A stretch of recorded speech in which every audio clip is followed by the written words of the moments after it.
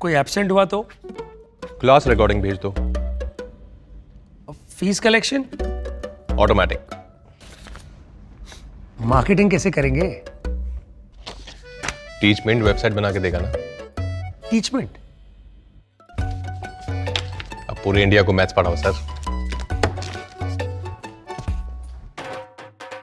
चाहे जैसी भी जरूरत हो, टीचमेंट पे टीचिंग आसान है।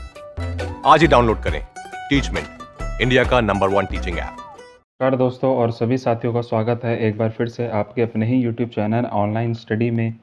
और दोस्तों आज की वीडियो बहुत ही ज़्यादा महत्वपूर्ण आप सभी लोगों के लिए होने वाली है, क्योंकि देखिए वीडियो के अंदर हम दो चीज़ों पर बात करेंगे। पहली चीज़ है कि आपके किन किन विषयों में जो है वो बैक लगी है और कितनी बैक पर आपको जो है वो फर्स्ट सेमेस्टर का एग्ज़ाम जो है वो देना पड़ सकता है। दूसरी चीज़ हम बैक के बारे में बात करेंगे और अगला टॉपिक जो हमारा रहेगा वो निकलेगा कि औसत अंक जो है वो किस प्रकार जो है वो आपको निकालने हैं, क्योंकि देखिए काफ़ी सारे तरीक़ों से औसत अंक निकल सकता है, वो मैं आपको इस वीडियो के अंदर बताऊंगा और जानेंगे कि कितने अंक पर आपको जो है वो फर्स्ट सेमेस्टर का एग्ज़ाम जो है वो नहीं देना पड़ सकता है।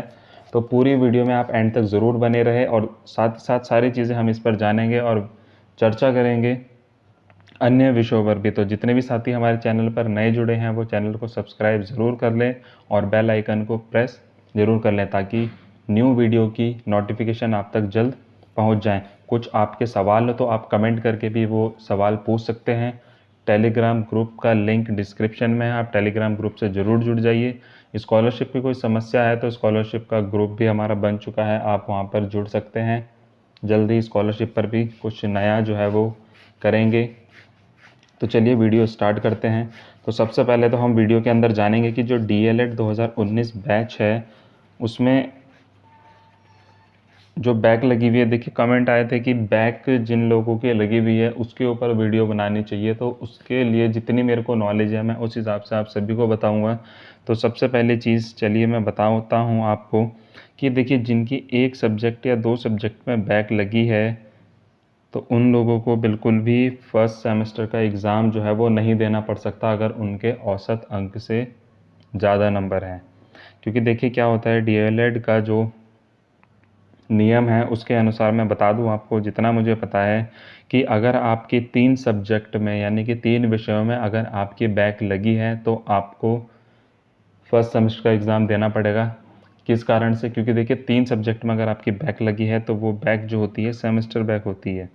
सेमेस्टर बैक जो है वो कहलाई जाती है अगर आपकी 3 सब्जेक्ट में बैक है। तो 3 विषयों में जिन भी साथियों की बैक है या 4 विषयों में बैक है, 5 में बैक है, तो उन सभी की सेमेस्टर बैक होती है और उन लोगों को जो है फर्स्ट सेमेस्टर का एग्ज़ाम जो है वो देना पड़ेगा। या फिर जिनकी जिस भी सेमेस्टर में बैक आती है उनको उस सेमेस्टर का एग्ज़ाम जो है वो पूरा दोबारा से देना पड़ सकता है, क्योंकि देखिए फर्स्ट सेमेस्टर को प्रमोट कर दिया गया था सेकंड के बेसिस पे, और अगर सेकंड में आपकी 3 या 4 बैक है तो आपको फर्स्ट सेमेस्टर का एग्ज़ाम भी देना पड़ेगा, सेकंड का भी देना पड़ेगा, थर्ड का भी देना पड़ेगा और फोर्थ का भी देना पड़ेगा। और जिस सेमेस्टर में आपकी बैक लगी है, यानी कि अगर आपकी सेकंड सेमेस्टर में 3 सब्जेक्ट में बैक लगी है या 4 में लगी है, 3 से ज़्यादा सब्जेक्ट में लगी है, तो आपको सेकंड सेमेस्टर का पूरा एग्ज़ाम जो है वो दोबारा से देना पड़ेगा। और इसमें देखिए एक चीज़ हो सकती है, मान लीजिए अगर आपकी 3 सब्जेक्ट में बैक है और आपने स्क्रूटनी फॉर्म जो है वो भरा है किसी विषय में, मान लीजिए आपकी जैसे मैथ्स में, साइंस में और इंग्लिश में बैक है और आपकी जो है मैथ्स में 2 नंबर से बैक है, साइंस में 4 से है और इंग्लिश में 1 नंबर से बैक है।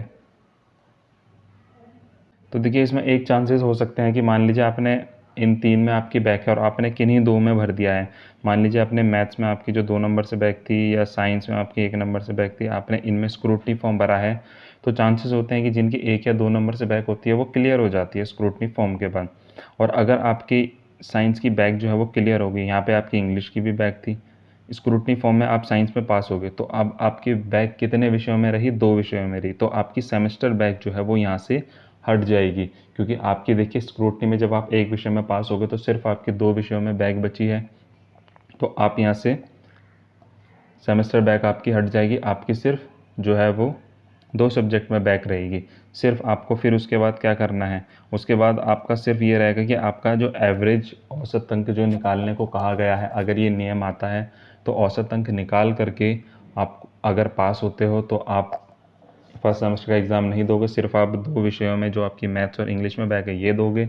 और अगर आपका औसत अंक से नीचे रह जाता है तो आपको फर्स्ट सेमेस्टर का एग्ज़ाम जो है वो देना पड़ सकता है।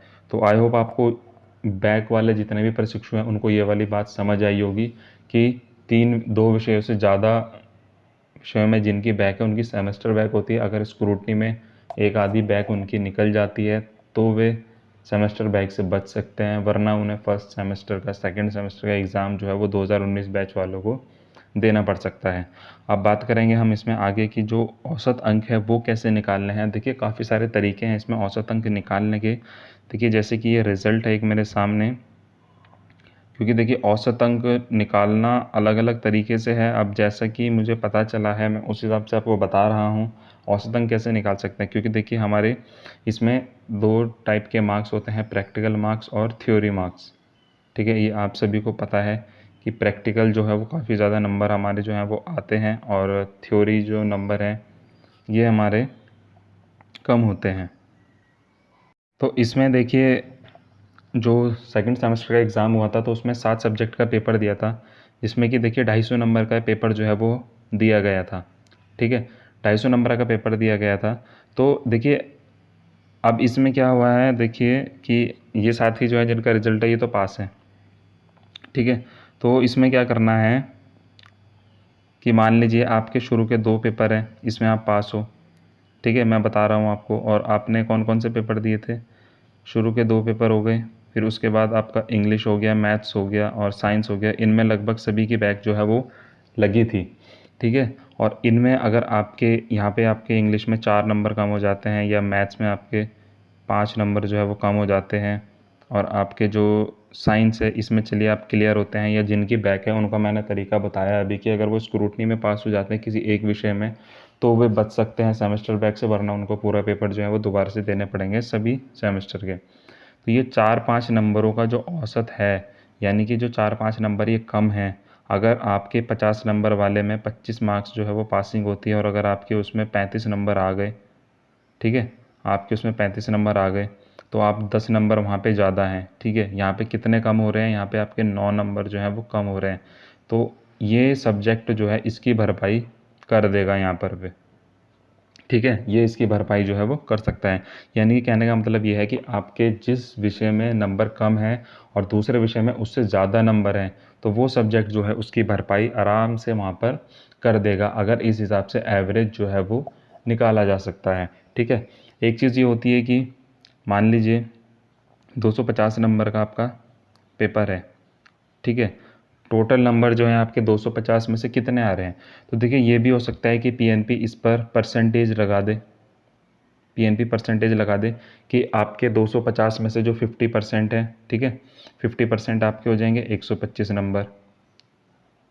ठीक है, 50% जो है वो 125 हो जाएंगे। और अगर उस पर वे 60% लगा देते हैं तो 150 नंबर जो हैं वे हो जाएंगे फिर। ठीक है, तो अगर परसेंटेज के हिसाब से अगर पीएनपी लेता है कि किसी विद्यार्थी को एवरेज मार्क्स में इतने परसेंट जो है वो आने अनिवार्य हैं, तो देखिए उस हिसाब से भी जो है एवरेज मार्क्स जो है वो औसत अंक निकल सकते हैं।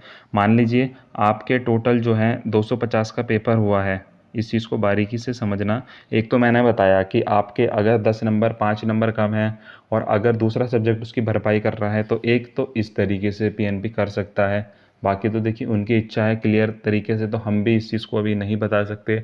या फिर दूसरी चीज़ देखिए पीएनपी ये भी कह सकता है कि आपको 250 में से 60% नंबर लाने अनिवार्य हैं या 70% लाना अनिवार्य है, तभी जो है आपका क्लियर होगा फर्स्ट सेमेस्टर।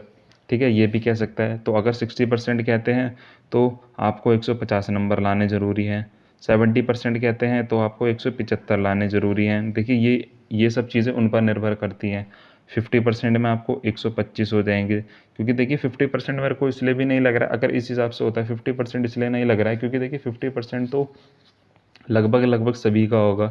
60% भी सभी का होगा, 75% भी बहुत से लोगों का जो है वो हो सकता है। क्योंकि देखिए पेपर तो सभी के सही गए थे, क्योंकि देखिए 2 या 3 सब्जेक्ट में सबसे ज़्यादा दिक्कत आई थी आपकी, इंग्लिश में, मैथ्स में और साइंस में।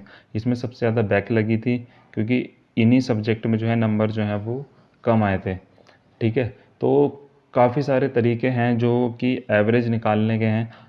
अब ये निर्भर करता है पीएनपी पर या एससीईआरटी पर, यूपी गवर्नमेंट पर, कि वो कब अपना जो है नोटिफिकेशन जारी करते हैं, और उसके बाद उसमें वो क्लियर तौर पर साफ तरीके से बताएंगे कि किस हिसाब से जो है, अगर एवरेज की प्रणाली आती है, एवरेज अंक के अनुसार वो प्रमोट करते हैं, वो सारी चीज़ें अगर आती हैं तो ही इस चीज़ पर अब आगे जो है वो चर्चा का विषय है। क्योंकि देखिए काफ़ी सारे जो है कमेंट आ रहे थे और बच्चे परेशान भी हो रहे थे कि जो है औसत अंक किस हिसाब से जो है वो निकाला जाए, और या फिर हमारी जो बैक है हमें किनको पेपर देना पड़ सकता है। तो देखिए मेरा साफ तौर पे मानना है कि 1 नंबर, 2 नंबर, 3 नंबर, 4 नंबर या 5 नंबर, तो आप अगर इतने नंबरों से बैक है तो देखिए आपको परेशान होने की ज़रूरत नहीं है। अगर आपके और सब्जेक्ट में काफ़ी ज़्यादा अच्छे मार्क्स हैं, परेशानी का विषय वहाँ पर बन जाता है देखिए कि सब अगर आप पासिंग मार्क्स ला रहे हो सभी विषयों में, 50 नंबर वाले में 25 और जो 25 नंबर वाले उनमें अगर आप 12 नंबर ला रहे हो, उसके बाद भी अगर आपकी किसी में बैक आ जाती है तो देखिए वो परेशानी का विषय है। क्योंकि देखिए कोई भी सब्जेक्ट आपके किसी भी विषय की भरपाई वहाँ पर नहीं कर पाएगा। और अगर आपके नंबर सभी सब्जेक्ट में अच्छे हैं और किसी 1-2 में अगर आपकी 5 नंबर या 10 नंबर से बैक अगर आ भी रही है तो आपको परेशानी की कोई बात नहीं है। क्योंकि देखिए कहीं ना कहीं से तो भरपाई हो जाएगी, क्योंकि इतना छूट तो गवर्नमेंट भी आप लोगों को देगी कि अगर 1 नंबर से फ़ेल हो तो वो फ़ेल भी नहीं करेगी। क्योंकि औसत अंक निकालने का जो तरीका है वो इन्हीं तरीक़ों से निकलेगा और उसमें कहीं ना कहीं सारे लोग जो है वो पास हो जाएंगे। चुनिंदा लोग मैं जो बता रहा हूँ वैसे तो नहीं होगा, क्योंकि सभी के नंबर जो हैं वो अच्छे आए हुए थे, सिर्फ 1-2 विषय में जो रह गए थे। तो कोई कोई बचेगा जिसका जो है पेपर जो है उन्हें देना पड़ सकता है, और ख़ास करके उसमें जिनकी सेमेस्टर बैक है उन साथियों को थोड़ा सा ध्यान रखना पड़ेगा। क्योंकि देखिए बैक वाले जितने भी हमारे साथी हैं जिनकी सेमेस्टर बैक है उनके लिए कहीं ना कहीं थोड़ी सी दिक्कत जो है वो आ सकती है, वरना जितने लोगों की 1 या 2 में बैक है उन सभी साथियों को परेशान होने की ज़रूरत नहीं है, और जिनकी सेमेस्टर बैक है उन्हें भी अभी परेशान होने की ज़रूरत नहीं है। क्योंकि जब तक आपका स्क्रूटनी रिज़ल्ट जो है वो नहीं आ जाता है तब तक आप बिल्कुल भी परेशान नहीं होइए। और डीएलएड 3rd सेमेस्टर के बारे में अगर मैं बताऊं, 3rd सेमेस्टर प्रमोट मुद्दा जो है वो ट्रेंडिंग में जो है वो कल चला, आज भी अभियान चलेगा और ट्रेंडिंग में लाने की कोशिश करेंगे। तो देखिए इस पर कब इसका निर्णय आता है ये भी बाद में ही इसका निर्णय आएगा, और अभी देखिए प्रमोट को लेकर के कोई भी बात अभी नहीं कही गई है।